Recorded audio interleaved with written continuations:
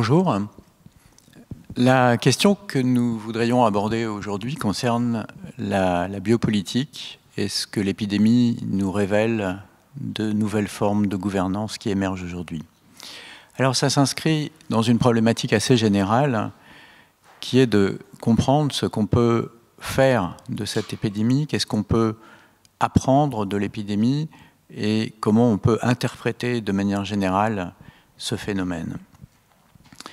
À d'autres époques, on aurait certainement perçu derrière l'épidémie une volonté, une intention, et peut-être un message de Dieu ou une punition divine appelant l'humanité, les sociétés à corriger leurs fautes. On aurait donc lu dans l'épidémie un message et une invitation à changer. C'est plus beaucoup à la mode aujourd'hui, mais certains s'y risquent quand même, et en particulier dans le contexte de l'Anthropocène. Lovelock, par exemple, le chimiste anglais qui est à l'origine de la théorie de Gaïa, donc cette théorie sur le maintien de la température sur la surface de la Terre qui fait intervenir le vivant, Lovelock disait récemment dans un article du Guardian qu'il percevait l'épidémie comme une réponse de Gaïa à la manière dont l'humanité se comporte avec l'écosystème. Donc on voit que ce genre d'interprétation existe et elles peuvent avoir du sens dans le contexte dans lequel on est aujourd'hui. D'autres types d'interprétations sont extrêmement présents et d'interrogations ou de rumeurs. Quelle est l'origine de cette épidémie ? Est-elle humaine ou bien naturelle? Était-elle intentionnelle? A-t-elle été déclenchée par un groupe de personnes dans l'intention, peu importe l'intention?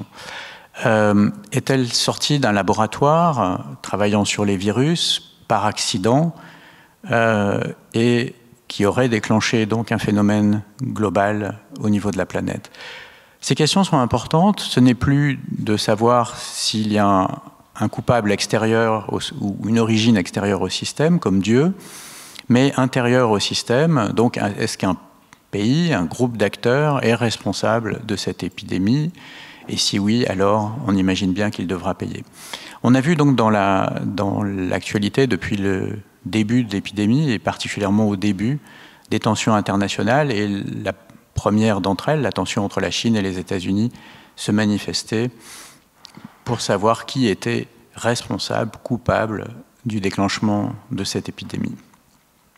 Alors, si on se rappelle le contexte, qu'on revient un peu en arrière, on sait depuis essentiellement la fin du XXe siècle que nous rentrons dans une nouvelle ère de la médecine, une ère où des épidémies pourront apparaître, de nouvelles maladies infectieuses et des maladies face auxquelles la médecine restera mal armée, voire impuissante. Après une victoire sur les maladies infectieuses, la médecine a été confrontée à des émergences.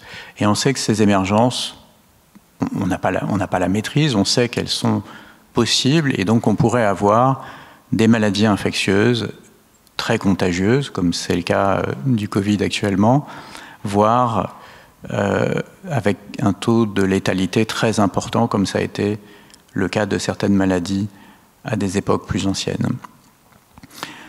Comment on s'y prépare? Comment on s'organise quand elles arrivent? C'est un sujet de débat, de passion, de tension, de controverse, et on est agité par toutes ces controverses aujourd'hui, au moment où la France adopte le pass vaccinal. On voit à quel point il n'y a pas du tout unanimité sur la manière dont une société doit s'organiser pour faire face à une épidémie. On va revenir sur la manière dont ça s'est développé. Mais le contexte, il est celui d'une double révolution qui bouscule nos sociétés. D'une part, la révolution numérique qui offre de nouveaux possibles, mais qui dans le même temps disrupte et rend obsolète presque tout. De très nombreux acteurs sont déjà tombés, mais on voit bien la fragilité de nombreuses composantes, que ce soit les administrations publiques ou de très nombreuses entreprises privées. Donc, ce mouvement de révolution numérique auquel nous participons, mais que par certains côtés nous semblons subir. Et puis l'autre révolution majeure qui agite nos sociétés, c'est la prise de conscience du fait que le modèle de fonctionnement de nos sociétés n'est pas pérenne et qu'il faut le changer, et en particulier un aspect essentiel de n'importe quelle société, qui est comment cette société produit son énergie. Donc ces deux phénomènes sont contemporains, donc la révolution numérique et les enjeux environnementaux et la nécessité de changer. Ils sont contemporains, et cette contemporanéité est surprenante, elle est frappante. On peut s'interroger sur le pourquoi d'une telle contemporanéité. Et la réponse est probablement assez simple. C'est un phénomène de coévolution, donc le numérique est complètement lié au contexte dans lequel il se déploie. Et pourquoi ce lien? Eh bien, parce que le numérique, c'est fondamentalement l'outil du contrôle. C'est une forme renouvelée de contrôle beaucoup plus invasive que ce dont les sociétés disposaient auparavant. Et le problème environnemental, c'est aussi un problème de contrôle, puisque l'humanité a atteint certaines limites globales au niveau planétaire, qu'elle est obligée de mesurer où elle en est par rapport à ses limites, d'évaluer ses limites d'abord, de les mesurer au niveau global, puis d'imposer aux nations, et puis à l'intérieur des nations, aux institutions, aux entreprises, etc., puis, in fine, aux individus, des limites dans le type d'interaction qu'ils ont avec l'écosystème. Donc, en fait, les deux soulèvent un problème de contrôle, d'où cette émergence à laquelle on assiste aujourd'hui de sociétés du contrôle qui paraît inéluctable et de nouvelles formes de gouvernance extrêmement invasives et qui paraissent d'une certaine manière inéluctables tant elles sont universellement déployées sur la planète. Alors, il est nécessaire sur ces sujets de revenir un peu en arrière dans l'histoire, et en particulier au XIXe siècle, en particulier à la fin du XIXe siècle. La fin du XIXe siècle, c'est le moment, la deuxième moitié du XIXe siècle, c'est le moment où on commence à comprendre le rapport entre les activités de l'humanité et la température de l'atmosphère, ou la température sur Terre, pardon, les activités humaines, la composition de l'atmosphère et la température sur la surface de la Terre. C'est aussi le moment où se déploie la révolution industrielle, d'autres formes d'action, et le moment où apparaissent ces idées, donc à la fois du rapport entre l'activité humaine et l'environnement, mais ces idées plus globales, et en particulier les concepts de géopolitique et de biopolitique, qui sont introduits par Kielen à la fin, au début du XXe siècle, enfin du 19e, début du XXe siècle. Donc Kielen est un Suédois spécialiste de sciences politiques qui modélisera d'une certaine manière une autre conception politique des rapports humains, très fortement inspirée par la biologie et du rapport à la Terre, à la géopolitique. Donc on est obligé, pour comprendre ces mécanismes, de faire ce retour à l'histoire au moins jusqu'au XIXe siècle. Et en effet, on peut faire remonter ce concept beaucoup plus loin, puisque le terme biopolitique, tel qu'on le connaît aujourd'hui, a été théorisé par Michel Foucault dès 1974.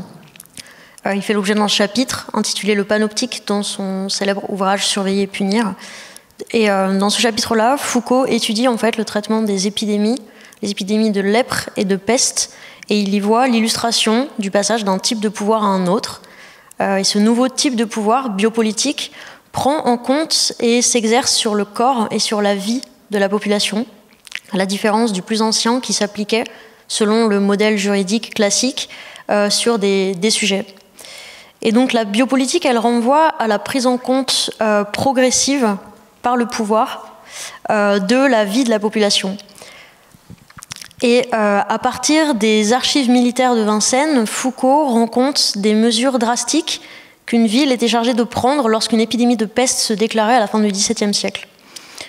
Donc d'abord, il rend compte du strict quadrillage spatial à laquelle la population va être soumise. Donc on a une fermeture de la ville, une interdiction d'en sortir sous peine de mort, un découpage de la ville en quartiers distincts, où est établi en fait le pouvoir d'un intendant qui sera chargé de surveiller continuellement la population. Un confinement strict de toute la population est mis en place sans distinction, et l'espace est découpé, immobile, figé par les pouvoirs publics. À ce moment-là, un dispositif de surveillance est mis en place. Donc on instaure une milice, des gardes, des sentinelles au coin des rues, des postes de surveillance.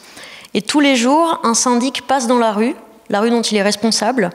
Il s'arrête devant chaque maison, il interroge chaque habitant au sujet de leur état de santé.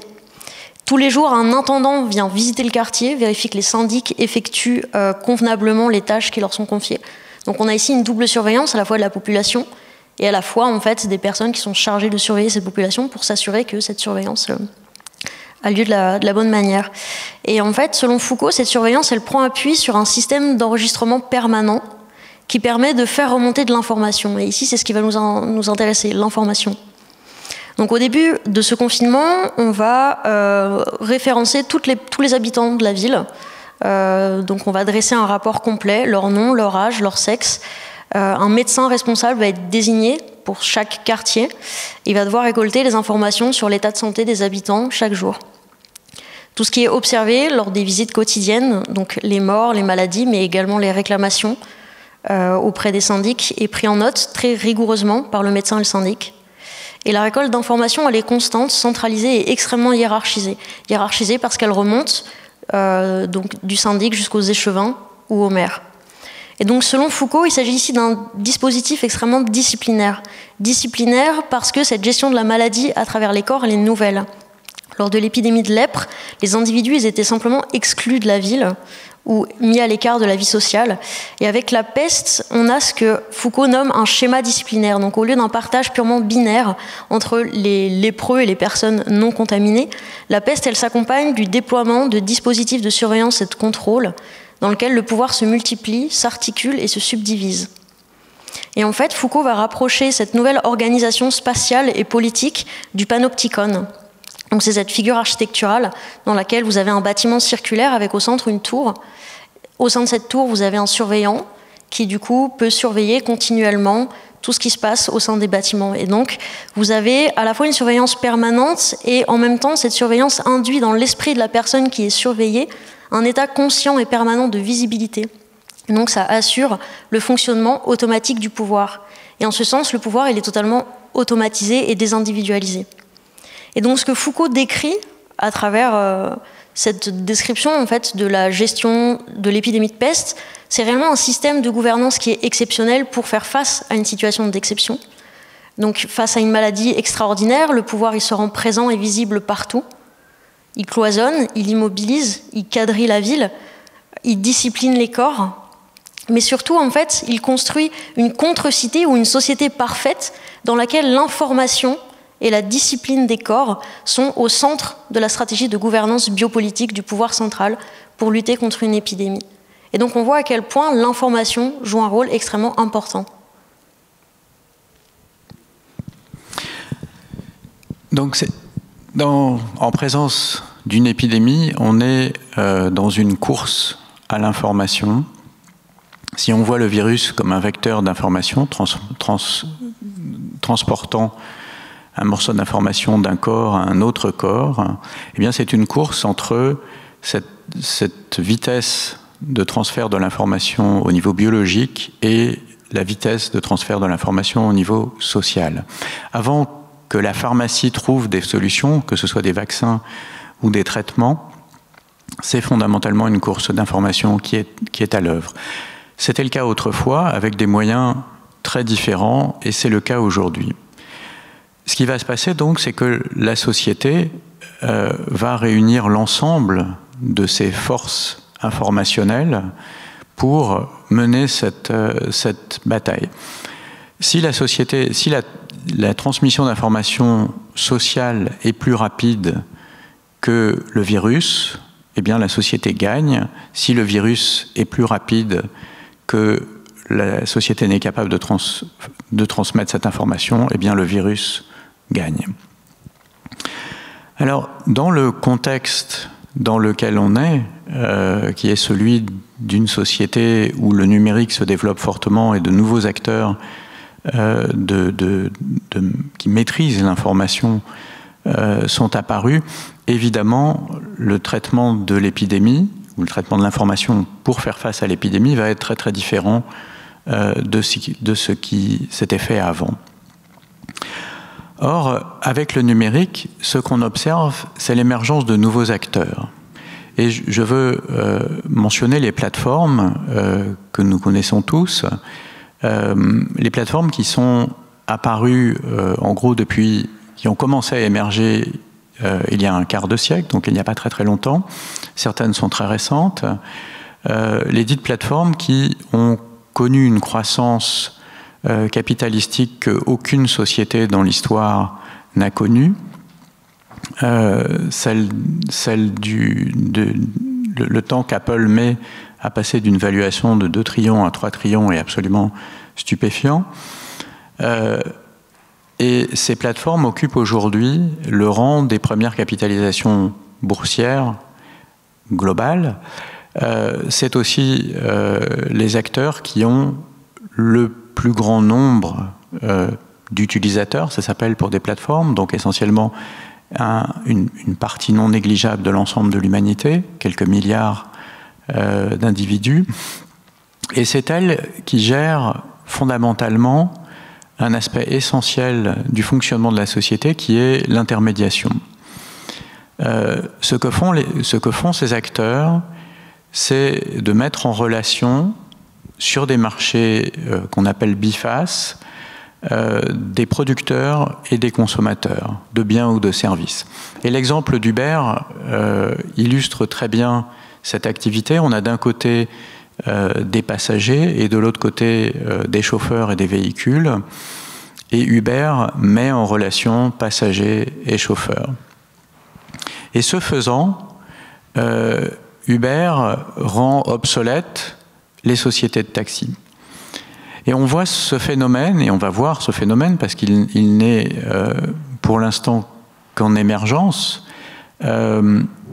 Ces nouveaux acteurs qui mettent en relation vont en fait s'insinuer dans l'ensemble des marchés en privant les acteurs qui offrent ces services de la gestion de leurs utilisateurs, clients, etc.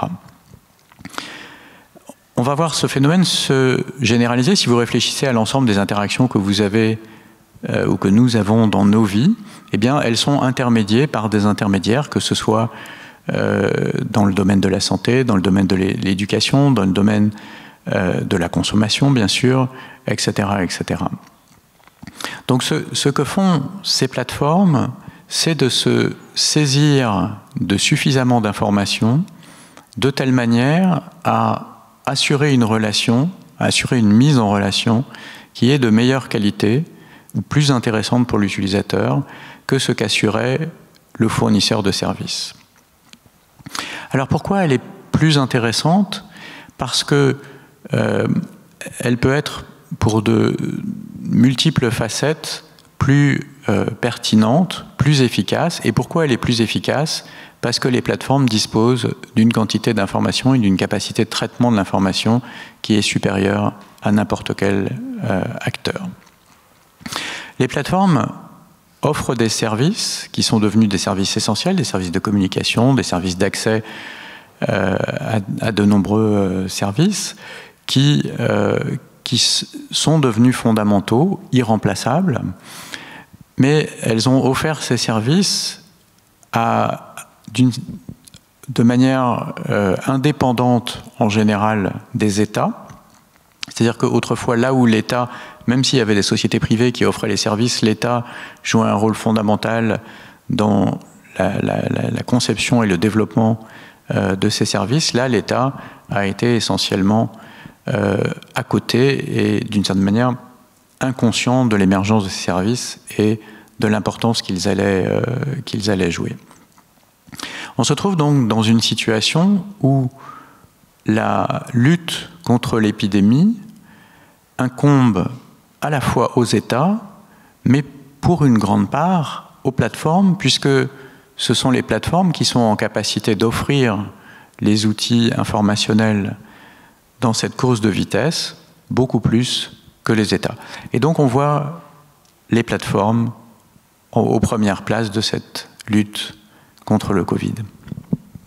Effectivement, et sur ce sujet, la chronologie en fait, du déploiement des systèmes numériques dans le cadre de la lutte contre la pandémie en Europe est assez parlante. Encore juste après.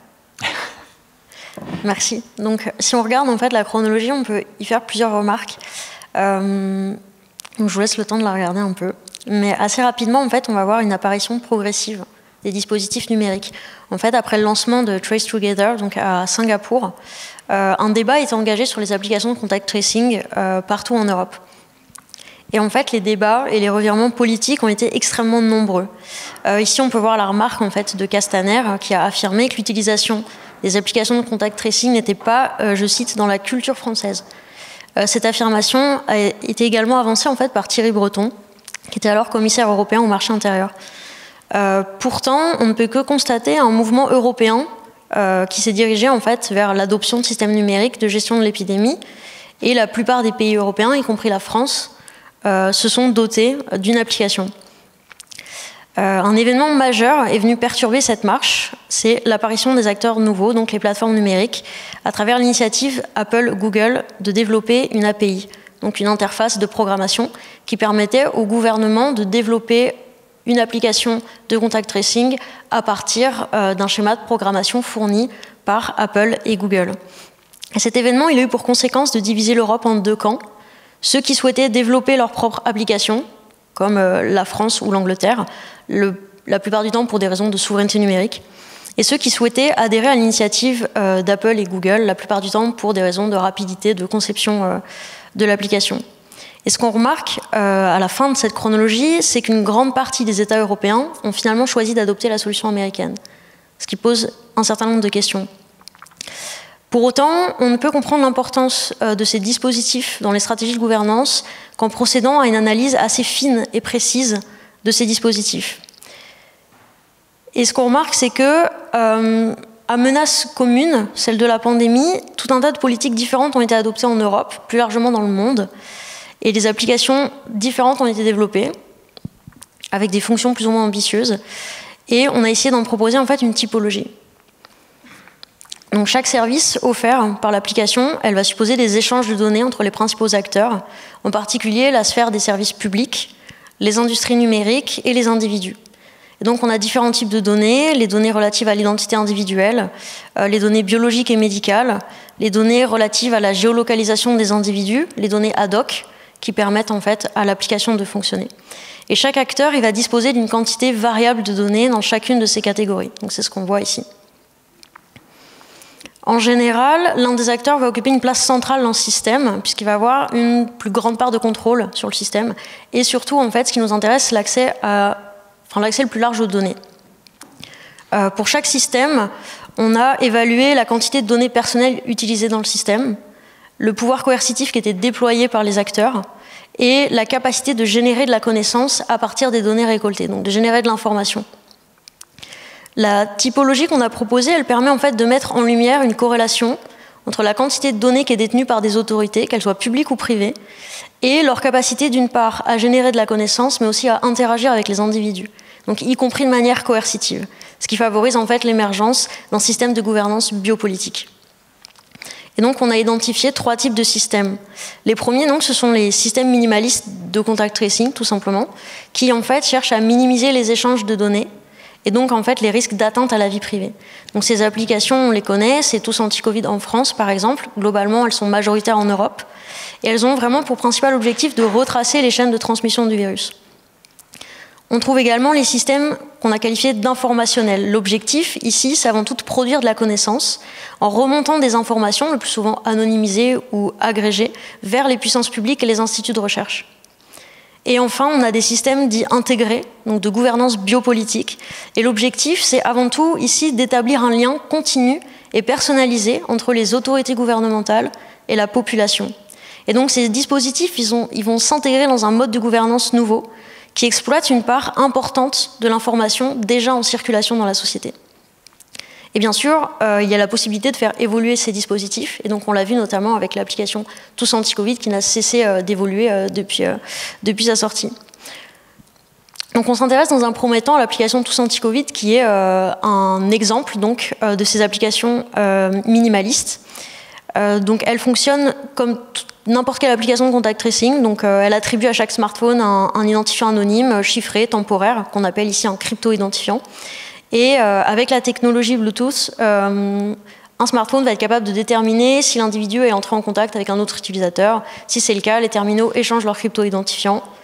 Se construit sur chaque téléphone un graphe social qui va être stocké.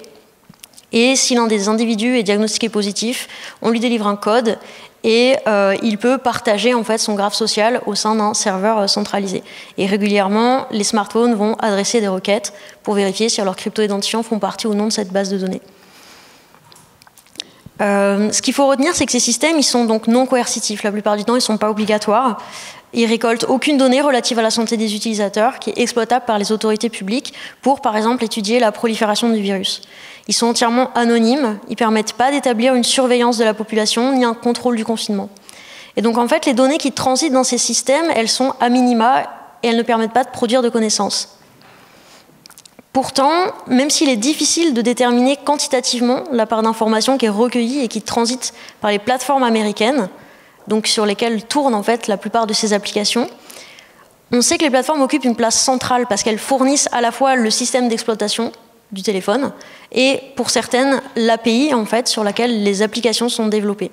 Et donc elles détiennent potentiellement l'identité des utilisateurs et tout un tas d'autres données. D'autres États européens, notamment l'Allemagne en fait, ont développé des systèmes qu'on a qualifiés d'informationnels.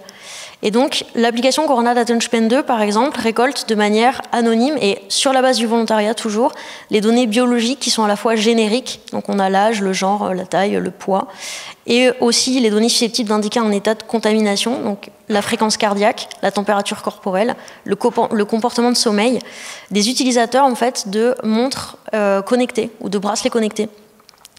Et elle permet aussi de récolter certaines indications sur la géolocalisation des individus, parce que vous devez rentrer votre code postal. Et donc ici, en fait, la quantité de données qui transitent au sein de ce système, elle est beaucoup plus importante que pour le traçage. On n'a pas seulement des données ad hoc. L'objectif, c'est pas de surveiller la population, mais de permettre aux scientifiques, en fait, de mieux appréhender les symptômes du virus et d'en comprendre la propagation. Donc tout est partagé, en fait, avec les instituts de recherche. Et surtout, toutes les informations qui sont produites par ces instituts vont être partagées sur le site web, en l'occurrence de l'Institut Robert Koch en Allemagne. Et donc ce système, il permet au gouvernement allemand de produire de la connaissance, de produire du savoir, et de mettre en place des politiques dites résilientes, en identifiant en temps réel, par exemple, les régions les plus touchées et les symptômes à surveiller. Mais toujours dans le cadre de ces dispositifs, les plateformes internationales, donc on cite Apple et Google, jouent encore un rôle clé et sans doute davantage que pour les applications de contact tracing. Puisqu'en fait, ces plateformes, elles accueillent tout un tas d'applications qui récoltent les données individuelles nominatives de la population, et toujours, en fait, elles accueillent ces applications. Et on a eu donc un recours aux systèmes d'intermédiation généraux, qui a été beaucoup plus systématique dans les pays d'Asie orientale. Et nous, on s'est intéressé au cas de la Corée du Sud, qui a rendu obligatoire pour toutes les personnes qui entraient sur son territoire le téléchargement d'une application, donc Self-Quarantine Safety Protection. Et cette application était intéressante parce qu'elle était individualisée et donc elle demandait le partage de données qui étaient relatives à l'identité de l'individu et elle intégrait un questionnaire d'autodiagnostic. Et en fonction de vos réponses, l'application pouvait vous prescrire un comportement. Donc si un individu présentait des symptômes d'un cas positif, il était contraint de respecter 14 jours de quarantaine. L'objectif, donc, c'est de limiter les risques de prolifération du virus. Et à partir de ce moment-là, ces données GPS, elles sont transmises en continu aux services de police qui sont capables d'entrer en contact avec lui, voire d'intervenir directement à son domicile en cas de non-respect du confinement.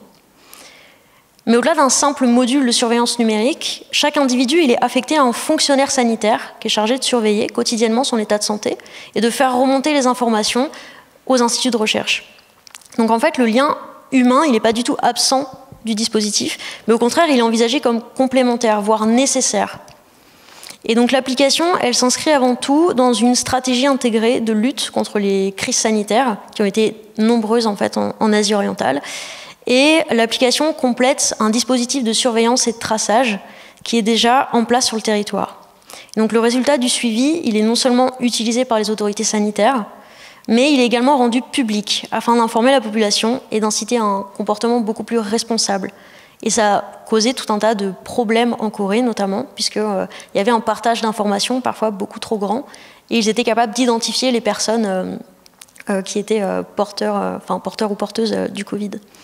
Et donc en fait, les informations qui vont circuler dans ces systèmes, elles sont à la fois quantitativement et qualitativement beaucoup plus importantes, et elles assurent réellement la centralité de la sphère gouvernementale.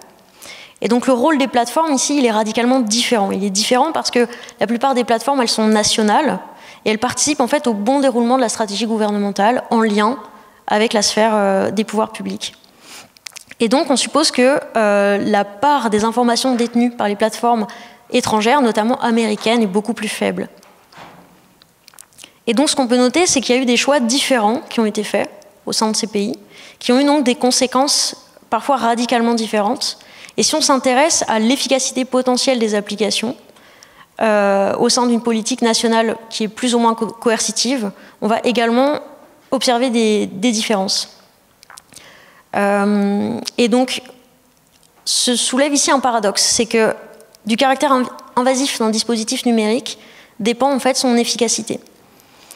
Et en fait, de son efficacité va dépendre son temps d'application. Donc au plus un dispositif va être invasif, au moins il a de chances de s'imposer dans la durée. Ce qui fait que la question de l'utilisation d'un système numérique, surtout lorsqu'il est coercitif, lorsqu'il est invasif, dépend en fait d'équilibres extrêmement complexes qui doivent être soulevés et étudiés au sein d'une société. Et parfois, c'est la question en fait qu'on a posée, peut-être que simplement utiliser un dispositif qui récolterait peu de données, qui serait peut-être peu efficace, mais qui s'installerait dans la durée, serait plus dangereux sur le long terme que d'utiliser un système extrêmement invasif, coercitif, mais tellement exceptionnel qu'on ne pourrait pas le garder dans la durée. Donc en fait, il n'y a pas de réponse simple pour une question aussi complexe qu'est une épidémie.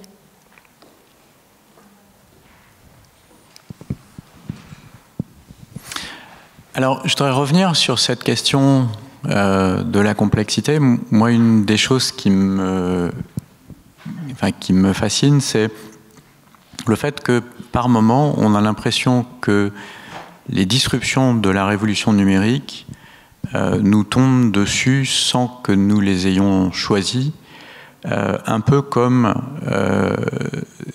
les effets de la détérioration environnementale.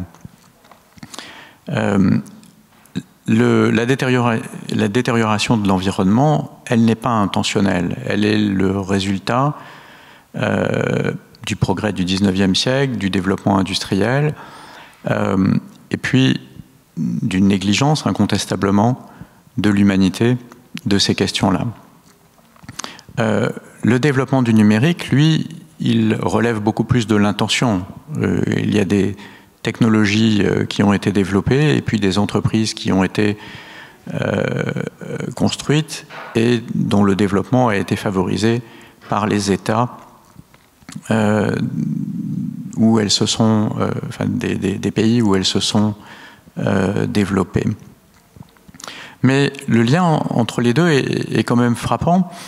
Les deux font partie de la grande accélération, donc ils voient depuis les années 50 une accélération à la fois de la société humaine, la population, son espérance de vie, sa richesse, etc., et une accélération de l'évolution des mesures de l'écosystème, la composition de l'atmosphère, des milieux marins, de la biodiversité, etc. Donc l'ensemble des activités humaines est corrélé directement au comportement de l'écosystème. Alors, cette question de la complexité, on peut le remonter très loin dans l'histoire si on étudie l'histoire de l'humanité globalement. On peut voir cette histoire sous l'angle de la complexité et voir que les sociétés humaines vont se développer dans des communautés, des villes qui vont devenir de plus en plus larges, avec une maîtrise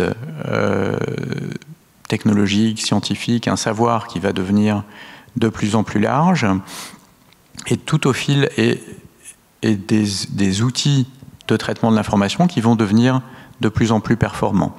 Et donc on assiste à une coévolution de la capacité des sociétés humaines à résoudre les problèmes auxquels elles sont confrontées, à développer de nouvelles connaissances, et pour ce faire, à mettre en place des organisations plus complexes, des groupements humains plus importants ou des institutions plus importantes. Donc on voit petit à petit se développer une capacité à traiter l'information pour répondre à une complexité croissante. C'est très frappant au XIXe siècle, où après la révolution industrielle, de nombreuses catastrophes ont lieu. Certaines sont liées directement à la maîtrise de la matière, mais très souvent, les catastrophes sont liées à la maîtrise de l'information. L'exemple du train est particulièrement parlant. Faire un train, c'est maîtriser la thermodynamique et être capable de construire une machine à vapeur. Mais faire deux trains, c'est maîtriser un système d'information. Un réseau ferroviaire, ça ne peut marcher que si on sait où sont les trains et à quelle vitesse ils vont.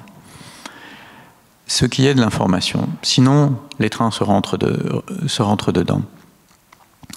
Et si vous pensez aux images des voies ferrées au XIXe siècle, mais ce que je dis va rester vrai au XXe et même au XXIe siècle, les voies ferrées au XIXe siècle sont toujours accompagnées par une ligne de télégraphe. Le train ne peut pas fonctionner sans le télégraphe qui permet de signaler d'une station à une autre où sont les trains. Ce qui est intéressant, c'est que le télégraphe, lui, ne peut pas non plus fonctionner sans le train. Pourquoi ? Parce que on ne peut pas réaliser une infrastructure aussi importante sur un territoire, posséder une longue bande de terre pour faire passer juste un fil électrique. On peut le faire pour une infrastructure lourde comme une voie ferrée, et si on le fait pour la voie ferrée, alors le long de la voie ferrée, on peut faire passer les moyens, les câbles qui permettent de faire passer l'information. C'est toujours vrai aujourd'hui d'ailleurs, sur les infrastructures physiques de déplacement de la matière, c'est là aussi où passent les câbles qui permettent de déplacer l'information. Mais donc on voit cette complexité être maîtrisée grâce à des technologies de l'information qui vont se développer. Donc le télégraphe se développe fortement au XIXe siècle. Le continent européen est relié au continent américain à la fin des années 1850. Et puis des moyens automatiques de traiter les recensements, en particulier de la population, vont se développer à la fin du XIXe siècle. Donc on commence à automatiser de manière mécanique, initialement, le traitement de l'information. Et puis ces processus ces technologies se développent tout au long du XXe siècle avec les premiers ordinateurs, puis les transistors, puis la fabrication des micro-ordinateurs, puis petit à petit un monde dans lequel on dispose essentiellement de deux types de machines fondamentales, des toutes petites machines et des très très grosses machines. Donc les toutes petites machines sont celles qui sont partout. Il y en a quelque chose comme 100 de milliards aujourd'hui. Nos smartphones en font partie. Ce sont des machines qui sont liées à des individus, des lieux de l'espace, des machines, et qui remontent de l'information, mais permettent aussi de descendre de l'information, et des très grosses machines qui sont les centres de données des grands acteurs où sont collectées l'ensemble de ces informations. Cette complexité, donc on peut l'observer tout au cours de l'histoire, mais ce qu'on peut noter aujourd'hui, c'est qu'elle est fondamentalement maîtrisée par les grands acteurs du numérique. C'est une chose qui frappe la société, c'est comment des acteurs nouveaux qui apparaissent sur un marché particulier peuvent se développer aussi vite et monter en importance, comme ça a été le cas pour Uber, par exemple. Je reprends cet exemple qui est particulièrement intuitif.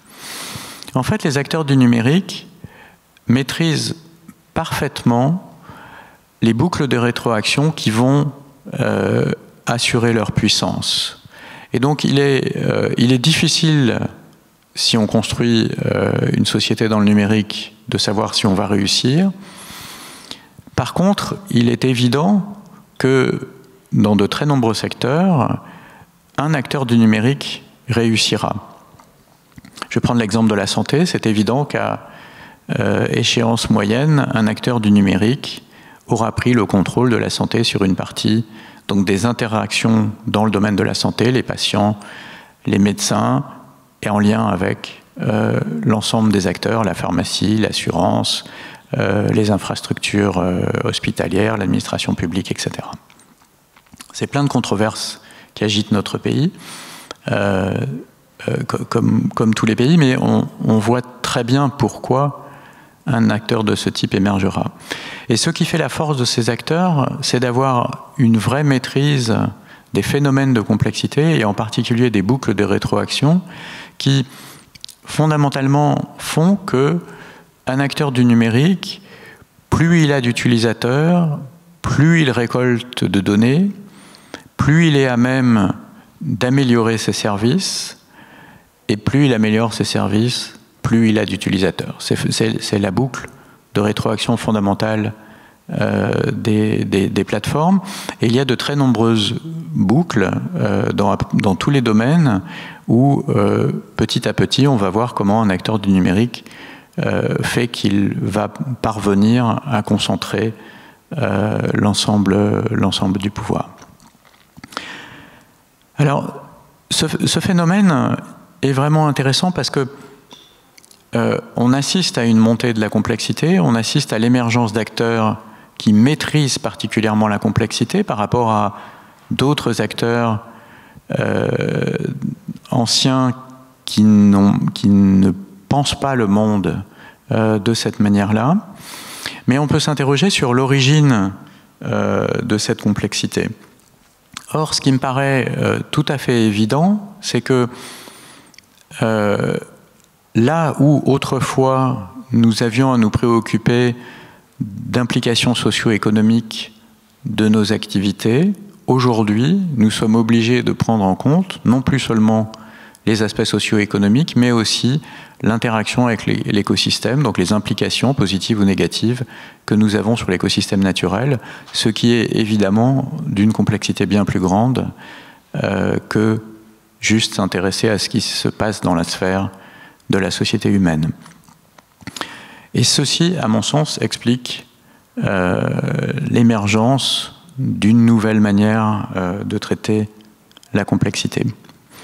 Alors, ce qu'on va observer, c'est que les grands acteurs du numérique ne sont pas uniformément répartis sur la planète. Ils sont concentrés dans certains pays et ça crée des dissensions au niveau mondial. Donc effectivement, ce qu'on va voir, c'est que l'émergence des plateformes numériques, elle induit une révolution politique majeure, puisque les plateformes d'intermédiation, elles ont désormais une portée mondiale. Elles rassemblent des millions, voire des milliards d'utilisateurs autour de nouvelles normes, de nouvelles actions. Elles conduisent à l'émergence donc nécessairement de nouveaux équilibres à l'échelle mondiale. Et la structure du cyberespace, qui a été qualifiée par ailleurs d'arène complexe par Joseph Nye, s'appuie désormais sur un système complexe d'acteurs, d'institutions interdépendantes les uns des autres et qui vont venir se chevaucher. Et donc le système politique mondial, qui est reposé auparavant essentiellement sur des États souverains, sur des conventions internationales qui concernaient leurs relations entre eux, qui concernaient leurs relations avec des sociétés, des multinationales privées, qui concernaient leurs droits sur des espaces topographiques, semble aujourd'hui totalement remis en question. Comme beaucoup d'autres systèmes complexes, le cyberespace il tend à générer des topologies qui sont profondément asymétriques, dans lesquelles les flux vont être centralisés par quelques intermédiaires spécifiques. Et dans ce système qu'on peut qualifier en fait de hub and spoke, donc l'idée d'avoir des nœuds, des liens, des nœuds qui sont plus centraux que d'autres, on va avoir donc des nœuds qui vont occuper une position centrale et la plupart des autres nœuds vont dépendre de ces derniers. Et donc une fois ces asymétries établies, il est extrêmement difficile pour les autres acteurs de les modifier. Les boucles de rétroaction tendent au contraire à les renforcer. Et on l'a vu en fait, si on repart sur l'exemple du Covid-19, les difficultés qu'a rencontré en fait le gouvernement français à négocier avec Apple pour modifier les critères de fonctionnement du Bluetooth en arrière-plan pour permettre le fonctionnement de l'application Tous Anti-Covid. Et en fait, ça, ce n'est qu'un exemple parmi tant d'autres des difficultés des gouvernements à négocier avec des plateformes étrangères. Et en établissant une puissante centralité dans les réseaux, les plateformes, elles fournissent de facto aux États des leviers pour étendre leur pouvoir, pour étendre leur influence au-delà de leurs frontières, et donc pour projeter leur puissance. Et donc on observe en fait un certain paradoxe politique, puisque les plateformes, elles deviennent des acteurs qui renforcent l'État, en même temps qu'elles l'affaiblissent dans ses activités régaliennes. Elles désintermédient tout un tas d'acteurs, elles fournissent un certain nombre de services essentiels qui auraient été offerts par les gouvernements, mais en même temps, elles leur offrent un certain levier d'influence et une capacité de projection de puissance.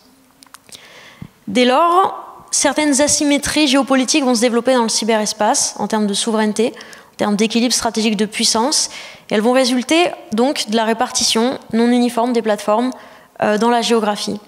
Ce qui fait qu'on peut distinguer en fait trois types d'États. Des États pleinement souverains, ou alors des superpuissances, les États-Unis, la Chine, qui sont indépendants, autonomes pour leur infrastructure, pour leur technologie, autonomes au niveau de la gestion de leur contenu numérique. Des États qui sont plutôt équilibrés, la Corée du Sud et la Russie par exemple, qui sont partiellement indépendants, partiellement autonomes sur leurs infrastructures, sur leur technologie, qui gèrent partiellement les contenus numériques qui transitent dans leur réseau, mais qui vont projeter une influence plutôt à l'échelle régionale. Et on va avoir des États qui vont être dépendants, donc par exemple les nations européennes, qui sont presque totalement dépendantes des plateformes américaines, tant d'un point de vue de la technologie que pour les infrastructures. Et cet état de fait va poser un véritable problème lorsqu'on réfléchit d'un point de vue géopolitique.